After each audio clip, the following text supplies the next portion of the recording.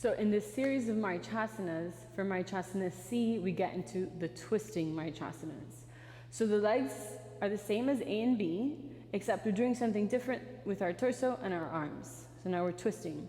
So going back to the leg position of A, where one knee is bent and one leg is straight. So I'm going to do the left side.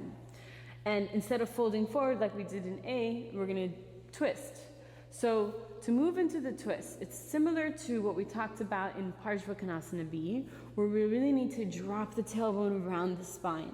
So it's going to create space through the front of the pelvis, through the front of the hip, to move into the twist and allow the rib cage to move in opposition, counter to the pelvis. But if you're too upright and you're kind of coming more into an arch position, there isn't a lot of space for that to happen. So drop the tailbone around the spine. So we kind of start off with like a slouching, lazy position. And you can even bring that left hand behind you to really lean back. And I also like to use the left hand behind me to help like relax the muscles. Draw the lower belly in, but relax those like outside ab muscles so that you can move into the twist. And now before moving into the twist, it's important to move into a lateral stretch. So moving the torso over to the side. So it's not about bringing the knee in so that the torso is on the outside to move into the twist. Keep the knee in line with the hip and move the torso over to the side into that lateral stretch. So already we're moving into the first steps of the twist. And I think this is often something that we skip. We think about twisting just moving into the twist like this.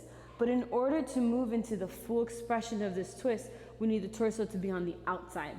So we come over to the side. So if you want, you can even kind of like lean into this, bring the hands to the side of the torso so you can really get comfortable here. All while dropping the tailbone, rounding the spine. And if you're leaned back like I am, you'll have to do an extra step here before moving to the twist, which is shifting the weight forward. Shifting forward. And when you shift forward, you're also preparing the arm and the shoulder to move into the bind. So from here, you're shifting forward and bringing the outside of the shoulder to the outside of the knee. Yeah, and then here also make sure that you haven't let this happen where the knee collapses inwards. The knee is gently pressing out and you're counteracting that knee pressing out with the arm pressing in. And that adds a little bit of stability to the posture too. And then once you're here, you're reaching forward, internally rotate the shoulder, the thumb faces down, bend the elbow. So now we're moving into the bind, and I'm keeping this left hand behind me to help me keep the weight forward and keep the spine straight. So I'm on my fingertips. And so with this hand, as we bend the elbow, I like to think about bringing the hand through the front of that ankle, lifting the hand so it lifts above the thigh. I'm gonna turn around at this point so you can see what's happening. And then this hand is coming towards the rib cage. So you lift the hand as much as you can. And then from here you need to shift forward enough so that when you pick up this hand, you don't fall back. So you really keep the weight forward. And if that means you need to lift that left sit bone, then go ahead and lift the left sit bone, and then that left hand comes around and takes the bind. And then once you have the bind, you can kind of like relax into this a little bit and keep pressing into that right foot and keep the right leg straight, the right foot flexed of that straight leg. And you're looking over the left shoulder to continue the twist through the spine all the way through the neck. And I actually like to keep this left sit bone lifted. A lot of times it's taught with the sit bone planted, and then you take the spine from the twist from there. But I like to keep the sit bone lifted because that allows me to really use this space to drop the tailbone and get this feeling of the tailbone dropping and this left sit bone moving forward. And that helps to ground and bring this aponic energy into the posture where you can really ground down. So if the sit bone is down, it's kind of locked in place. So if you lift that sit bone, it gives you the space to really drop the tailbone and move the sit bone forward.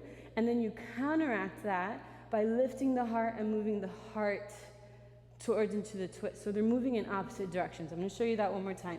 It's really subtle, but it helps to move deeper into the twist. So you're here. Lift that left sit bone so the lower back lengthens. Drop the tailbone. Reach the sit bone forward towards the heel. Counteract that by lifting the heart and reaching the heart back. And you can think about those two actions happening with the breath. Inhale, drop the tailbone, and then automatically the heart lifts. Exhale, reach the heart back into the twist. All the while making sure this knee, I remembered because as I was doing it, my knee was collapsing inwards.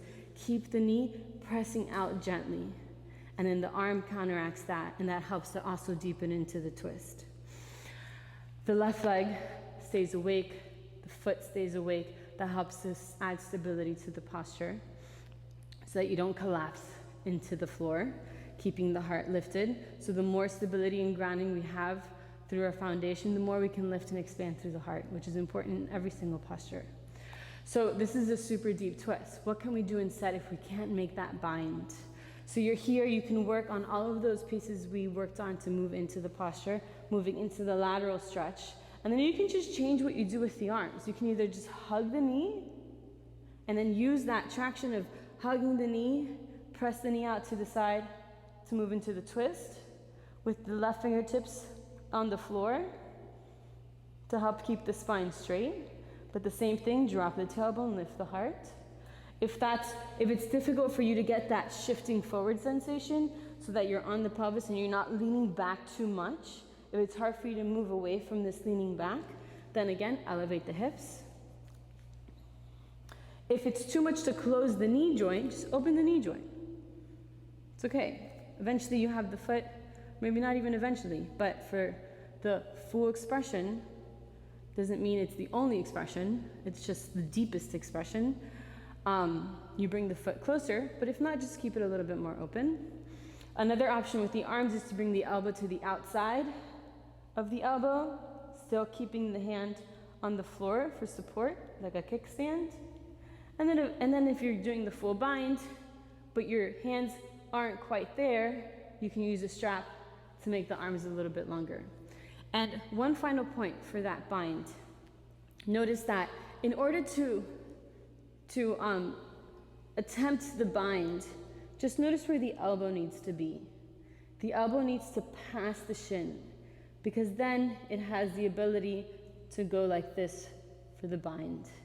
If it's here, then you're going to put a lot of strain on the joints if the elbow hasn't passed the shins. And I've seen that a lot. People so desperate to get the bind that they put so much strain on the shoulder or on the wrist or on the elbow just to get the bind before we have the space to do that. So take it step by step, especially moving into it. That moving in process that I took you through at the beginning is so important to just make sure you're making use of all the space you possibly can in order to move into the twist, so that you're not putting strain on joints, and you're remembering that the purpose of this posture is to twist. It's not really to bind. The bind is sort of just like the final thing to like put a bow on it, but it's not that necessary. You know, as long as you're moving with the deeper foundations and the deeper internal form of twisting mindfully from the ground up, then that's what's important. And then that's what's going to give you all the benefits for Marichasana C and of twisting.